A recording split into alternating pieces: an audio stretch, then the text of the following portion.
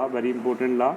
The first law, what the first law state that it state that in an electric circuit the algebraic sum of current at any junction is zero. एक junction पे let's say there are what से 5 resistance R there, तो यहाँ पे जो एक junction पे जहाँ पे सारे के सारे रेजिस्टेंस ज्वाइन कर रहे हैं थ्रू वायर, वहाँ पे अलजेब्रिक सम करंट का कितना जीरो होगा. Sign convention for the current who are flowing toward the junction taken positive. जो जंक्शन की तरफ करंट जा रहे हैं that are taken positive. Current flowing away from the junction that mean अगर लेट्स से ये जंक्शन है और करंट बाहर की तरफ जा रहा है that is moving away in the case of R2, so we can take it is negative. Let's say we just take this circuit, the junction is the central one R1, R2, R3, R4, R5, R1, R2 and R3 and in this R5, R1, R3 and R5, the current is moving toward the junction. See, in R2 and R4 it is moving away from the junction, so we take I1 minus I2 plus I3 minus I4 plus I5 equal to 0. Why minus? Because in both the cases the current is moving away. Okay, that's why take it negative, I1, I2 and I4. This is also called the current rule, first law. Now we move to the second. It state that it is also called the junction rule. Also, it state that around any closed loop of a network, the algebraic sum of the changes in potential must be zero. That किसी भी close loop में जो जितने भी circuit होंगे उसका जो उसमें जितने भी हमारे पोटेंशियल डिफरेंस होगा, जितने भी चेंज इन पोटेंशियल डिफरेंस होगा उसका सम जीरो होगा. Again and any closed loop, in any network, the algebraic sum of the changes in potential difference, changes क्या होता है डेल्टा v potential difference है, डेल्टा v potential है, तो summation of this equal to 0. as we know v is equal to IR, so IR v हमारा क्या होता है E के भी इक्वल होता है EMF के, so we can say if v is equal to IR, so we can also take it as E summation is also equal to IR. Okay, see this, if this potential difference का change हमारा क्या होगा zero के equal है, तो E minus IR भी zero के equal होगा. Okay, so we can say V हमारा यहाँ पे देखें V हमारा जीरो के इक्वल है, तो V is equal to E minus IR होता है, तो E माइनस IR का जो भी चेंज होगा वो भी जीरो के इक्वल होगा, और we can say E is equal to IR. Okay, sign convention EMF के लिए sign convention EMF for the cell is taken as positive if it is like this.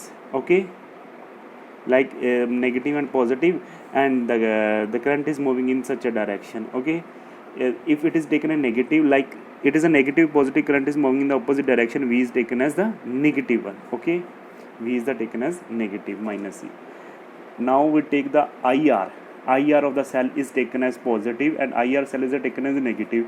This we can go with the example. Let's say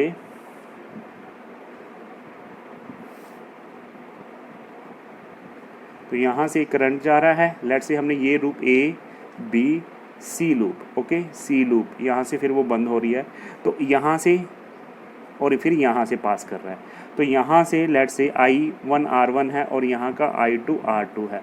तो देखिए जिस direction में current है अगर उसी direction में हमारा ये हो I1 R1 हो, मतलब I1 R1 अगर इसी सेम डायरेक्शन में और जिस डायरेक्शन में हम मान रहे हैं जब करंट फ्लो कर रहा है, सपोज कर रहा है, तो हमारा क्या होगा पॉजिटिव.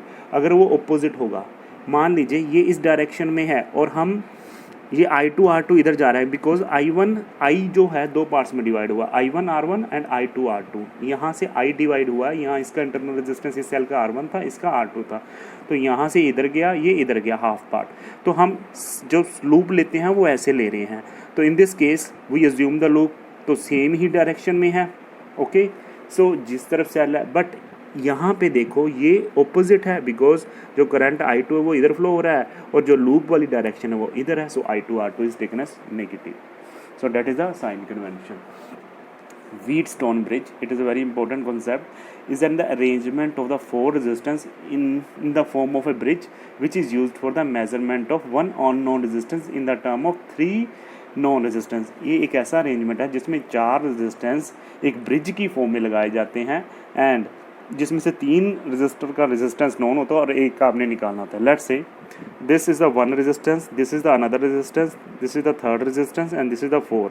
ओके, हमें हमारे पास P Q R S ये वाले black P Q R S, S का हमें रेजिस्टेंस नहीं पता है और P Q R हमने क्या है in the form of bridge लगाए हैं। ओके, तो P Q R का हमें रेजिस्टेंस पता है और S का हमने निकालना है।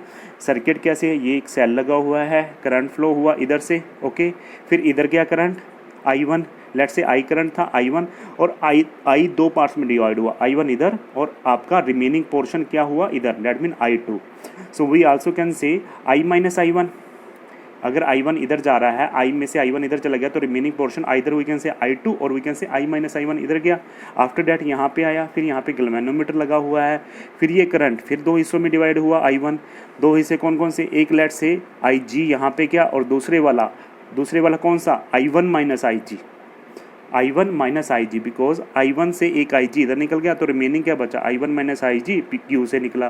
फिर यहाँ से ये इधर गया, फिर यहाँ पे देखिए जो 2 करंट आया था I2 करंट आया था या I माइनस I1 करंट आया था वो यहाँ से निकला, यहाँ से, और IG वाला यहाँ पे आया, तो दोनों I2 प्लस IG, I2 इधर आया IG इधर आया तो I2 प्लस IG S से निकला। सिमिलरली यहाँ पे देखिए I1 माइनस IG इधर से आ रहा था तो यहाँ पे अगर दोनों मिलेंगे तो I1 minus IG plus I2 plus IG, I1 minus IG I2 plus IG, IG से IG कैंसिल आउट तो I1 प्लस I2 आया C टर्मिनल पे, वो क्या है I1 प्लस I2 क्या है I एंटर किया था I वापस आ गया। So we apply the Kirchhoff law to the ABDA, यहाँ इस लूप पे हम किरचॉफ लॉ लगाएंगे। ठीक है जी, अब यहाँ पे जो IR की जो साइन कन्वेंशन है वो हम कंसीडर करेंगे। देखें कैसे, देखो यहाँ पे I1 की डायरेक्शन इधर है और I2 की डायरेक्शन इधर है। I2 को हमने टोटल करंट I था, अगर ये I1 माना है तो इसको हम I2 कह दें या I माइनस I1 कह दें, जो हमारा R से फ्लो हो रहा है। So we call it as I minus I1। सो यहाँ पे ये क्लोज लूप है। ओके, इस तरह से ABDA, तो ये क्लोज लूप है।